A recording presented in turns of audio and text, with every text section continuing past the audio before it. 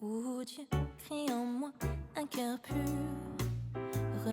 Tout comme le chant Pour que tu vives, c'était un chant que j'avais composé il y a longtemps et qui était tombé dans l'oubli. À l'époque, je m'étais amusée dans mes temps de louange personnels à ouvrir ma grosse Bible, la The Bible, et à chanter les psaumes que je lisais. Je sélectionnais des phrases clés et je les chantais telles quelles, ou je les reformulais pour plus de fluidité. Le psaume 51, c'est pas un psaume facile. C'est le roi David qui a pris la femme d'un autre, qui a fait mourir son mari et est confronté à son péché par le prophète Nathan. Et David reconnaît et se repent sincèrement et en comprend qu'il n'y a pas trop grand péché qui ne peut être pardonné par Dieu. Psaume 51, versets 12 à 14. Ô Dieu, crée en moi un cœur pur, renouvelle et affermis mon esprit. Ne me rejette pas loin de toi, ne me prive pas de ton Esprit Saint. Rends-moi la joie d'être sauvé. Soutiens-moi par un esprit d'engagement. Et plus tard, au verset 17 et 19, « Seigneur, ouvre mes lèvres pour que je puisse te louer.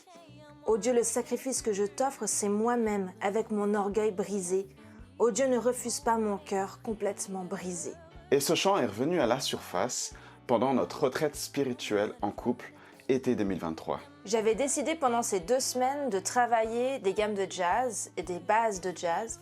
Et comme ce morceau il est un peu jazzy, il m'est revenu direct. C'est bien plus tard qu'on va comprendre pourquoi ce chant avait toute sa place dans cette aventure. C'est un chant qui parle d'humilité devant Dieu, de l'importance de reconnaître notre condition de pécheur, notre dépendance à Dieu et sa grâce. Quand tu montes un projet, quel qu'il soit, et que celui-ci va prendre de l'ampleur, va t'exposer, la tentation de l'orgueil guette toujours. Et par principe, quand on se lance dans un projet, on est amené à faire des erreurs. Et c'est pas toujours les meilleures facettes de nous-mêmes qui ressortent. Alors ce chant, c'est un garde-fou, un rappel à garder les pieds sur terre et les yeux fixés au bon endroit. Sur Jésus.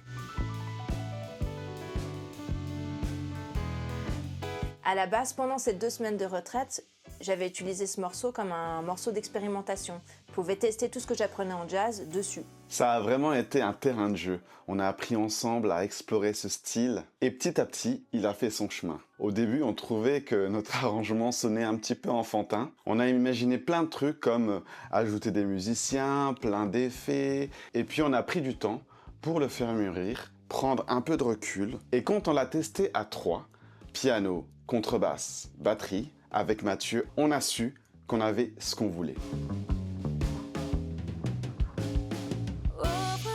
Ce morceau, c'est ma toute première expérience studio en tant que pianiste. C'était tellement dur. Ce jour-là, j'ai regretté de m'être lancée dans ce projet. On enregistrait piano, contrebasse, batterie en même temps. Et on a décidé qu'on voulait faire comme une sorte de live. En gros, prendre une prise complète en one shot. Et on n'est pas encore comme ces pros qui, en une prise, bam, c'est carré, c'est fait. À la base, il y a une petite phase suivie d'un break. Adine devait le faire seule, avec le tempo qu'elle voulait, en ralentissant, en faisant au feeling, quoi. Mais en répétant la semaine avant l'enregistrement, on décide finalement de le faire les 3. On s'est dit que ce serait quand même cool de le faire ensemble. Mais ça voulait dire qu'Adine devrait respecter précisément le tempo pour qu'on soit bien calés ensemble. Ça voulait dire que j'ai eu 1 semaine pour bosser mes gammes au métronome. C'est pas la même. Et le jour J, avec le stress et la fatigue, j'ai mes bras qui m'ont lâché. J'avais plus de jus. Donc pour faire les gammes, c'était tellement dur. Et là, c'est une question de mental. Faut persévérer, se recentrer, se faire confiance et aussi revenir à se faire plaisir. Pour nous aider, en plein milieu de la session d'enregistrement, j'ai écrit à notre équipe d'intercession en mode « À l'aide !» Et ceux et celles qui étaient dispo à ce moment-là ont prié pour nous pendant l'enregistrement. Il y a même un cousin, Rommel, qui est arrivé au lieu d'enregistrement et sa présence, ça m'a calmée, ça m'a recentrée. Et 2 prises après, c'était la bonne. Des mois plus tard, on a enregistré la voix. Et là, j'ai surkiffé. Vocalement, c'est un des chants où je m'amuse le plus et j'ai l'impression d'être vraiment moi devant le Seigneur.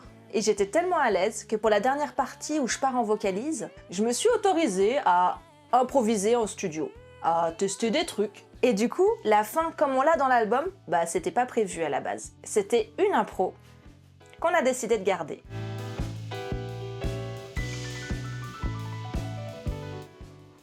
Alors, cette pépite. C'était le fait que ce morceau, à la base, il devait pas avoir de fin. Tu sais, c'est quand on... C'est le petit fondu à la fin où le son baisse et puis il y a la musique qui... Voilà, voilà. qui diminue. Et en fait, on avait envie de faire ça et un de nos neveux nous a très, très gentiment dit que c'était une idée vraiment pourrie.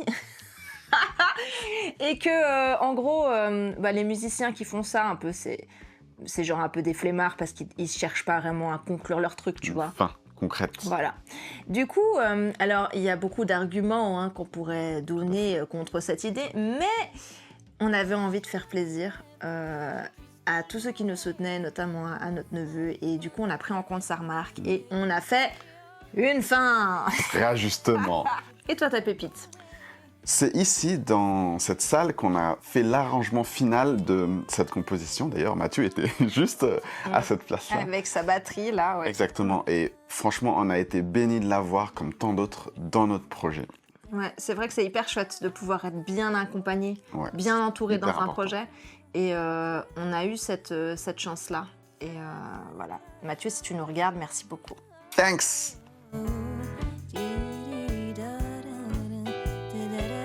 Et toi, derrière ton écran? Comment ce chant te parle?